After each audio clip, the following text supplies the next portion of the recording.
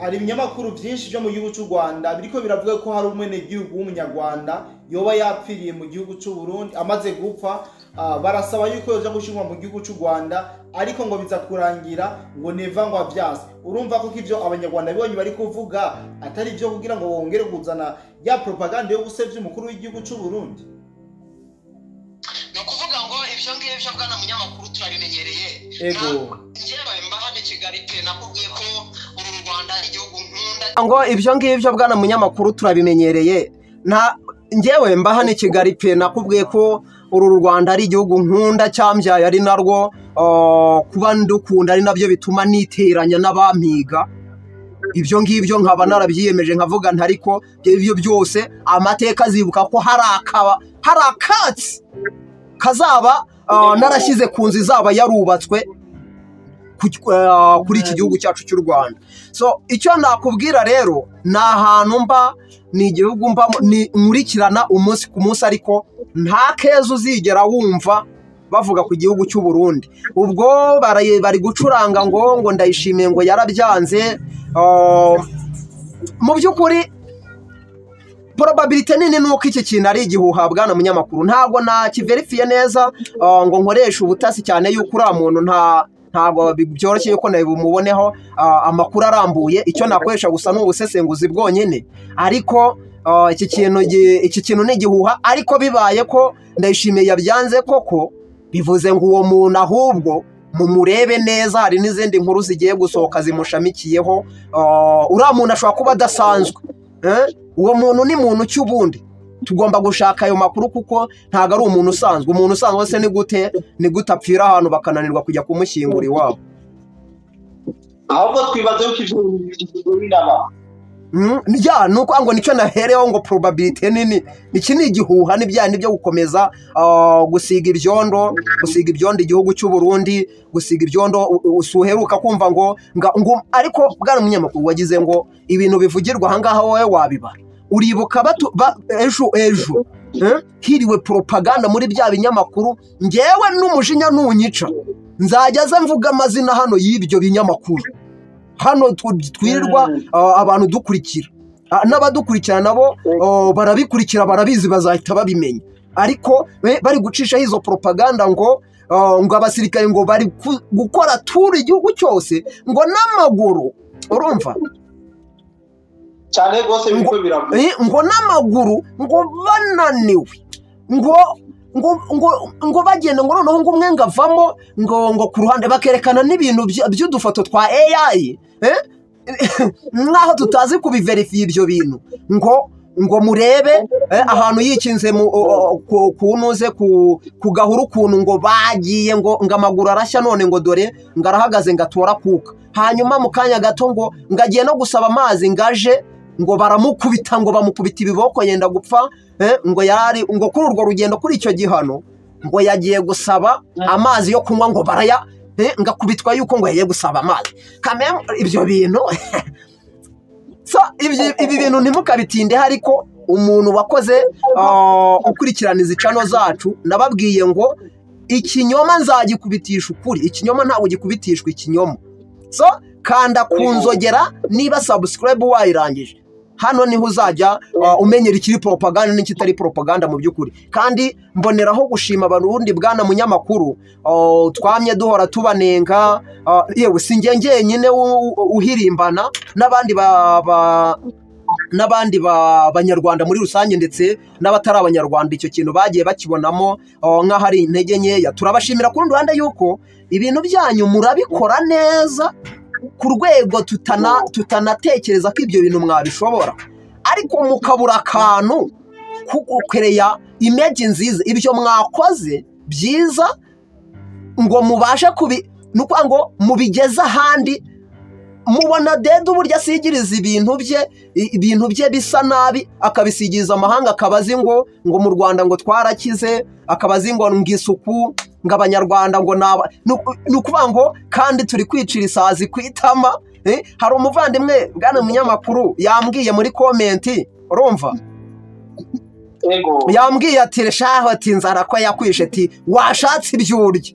None se nyine birakunda guteze ni ukuvuga ngo turicira isazi ku itama kubera ubuyobozi butegetsi bubi. Hari videwo, hari ikiganiro amaze gukora, ibintu bakoreye umudamu biteye isoni n'agahinda. So ariko yaragiye mu mahanga asigiriza ibintu bye rwose ko ewana uvuze ngo urakennye uri umunyarwanda cyangwa ukagaragara nk'umuntu ufite inzara, bavuga ati ahari uriya muntu si umunyarwanda. Bitewe n'iki? Yagiye kubeshya ibintu mu mahanga, ibintu bya propaganda, ibintu byo kurobinga mu binyamakuru mpuzamahanga, muri za IMF, muri za World Bank, amaripoti bakora zose ziza zivuga ngo u Rwanda ngo rukoresha inkunga z'amahanga neza, kandi tuzi neza ko 19% by'amafaranga yaba inkunga, yaba imisoro ya leta, yaba imfashanyo, yaba amadeni, ni 19% by'ibyo bintu byose nibyo biza guhemba abasirikare, bihemba abakozi, nibyo bikora ibyo bita ngo ni imihanda ngo bitangaje. Ibindi byose akandi kose gasigaye ni ukuvuga ngo kajya mu bintu bijyanye no kurinda ubu butegetsi bwa dede. So nicyo gisirikare, igisirikare nari nyishyize hariya mube mugikuyemo, ni uguhemba icyo gisirikare, ni ukwishyura abo bantu bakora isura nziza, gufata ikintu cyari kibi imbere gisa umukara ukaza ngo ugitere irangi rise nk'uyu mupira nambaye, nk'aka gatisheti nambaye. ni ukuvuga ngo rero ibyo ni 81% bisigaye naho bigendera, kugura izo drone, guhemba bajya gukwirakwiza ibyo bintu, kwishyura ibyo tangazamakuru n'ibyo. So abarundi ubwo nari ntandukiriye ndi kubabwira nti ngenda mbona muhindura mu by'ukuri hejuru yuko mukora ibintu byanyu neza, ariko ibinyoma bya dede byarazaga mu minsi itambutse bikabatwikira ku buryo tutabasha kubabona. Ariko ubu muri kwigaragaza, uri aho ngaho uri kuvuga kuri B-Info Plus cyangwa Uwezo TV, turagukurikira. Abanyarwanda ukuri barakuzi, muri comment uragenda ubabona bagushyigikira. So turabashimira rero, ariko ni urugamba nyine turakomeje, ntabwo birangiye.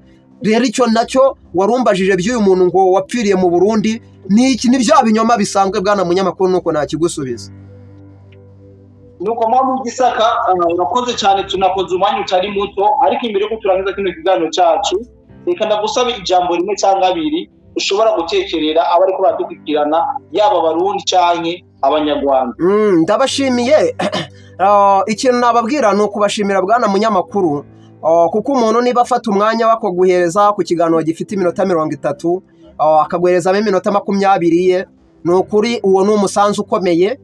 Ari nacyo kintu nsaba umuntu wari wese waba udukurikiye, niba uzi ko ibinyoma bya dede, cyase iyo mvuga dede ntabwo mba mvuze umuntu personal, mbavuze generique. ni ukuvuga ngo iyi systeme ye yose n'abantu bamwibonamo mu gukwirakwiza ibi bintu by'ibihuha n'ibinyoma. So uburyo bwo kubirwanya rero, wowe niba utari hano kuri kamera, reba abantu bitanze bakajya muri danger, bakavuga ati twebwe tuzitangira ibi bintu, bashyigikira. Kudushyigikira nta kundi, iyo ufashe umwanya wawe ukajya kureba ibitente, ugafata umwanya wawe ukajya kureba Museke Weya, ukajya kureba Urunana, ibyo nabyo ni byiza, ujye ubikora uruhura mu bwonko, ariko tera inkunga abantu bemeye gukubitira ikinyoma hakubuye. Inkunga yawe, kanda subscribe, ukore ku nzogera, ukande kuri like, kugira ngo community yacu yaguke. Niryo jambo nasoreza mu by'ukuri bwana munyamakuru. Reka ndagushimire cyane mwami w'igitabo. Namwe ndabashimiye, Imana ibahe umugisha. Nanjye n'abamika. Ego. Ibyo ngibyo narabyiyemeje nkavuga ntariko ibyo byose amateka zivuga ko hari akatsi. Ego. Kazaba narakize kunzi zaba yarubatswe.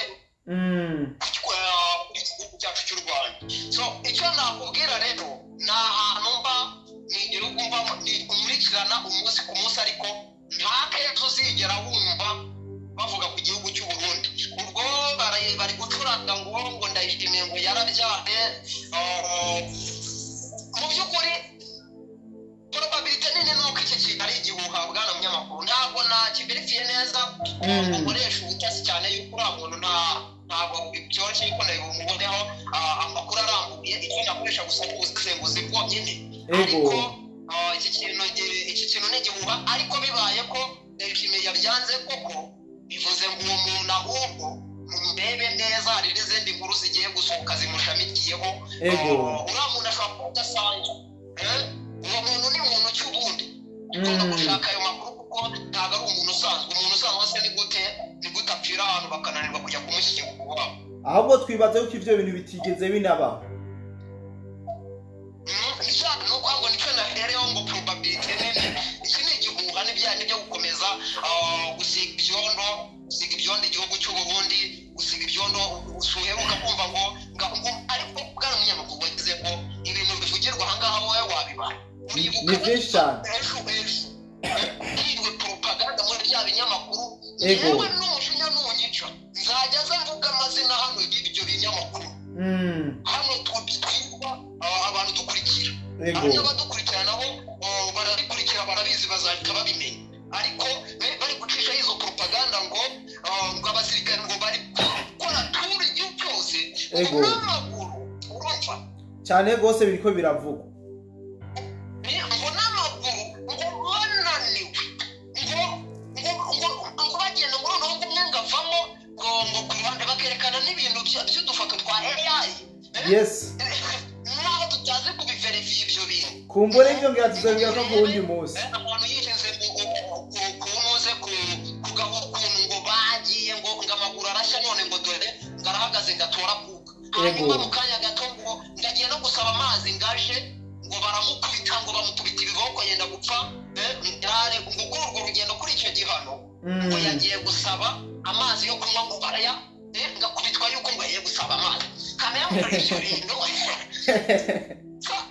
ibintu by'imukabitinde tuzobigarukaho ko ndibaza gukurikiraniza icyano zacu nababwiye ngo ikinyoma zagikubitisha ukuri ikinyoma ntabwo gikubitishwa ikinyoma kanda kugera niba subscribe wayirangije hano niba uzajya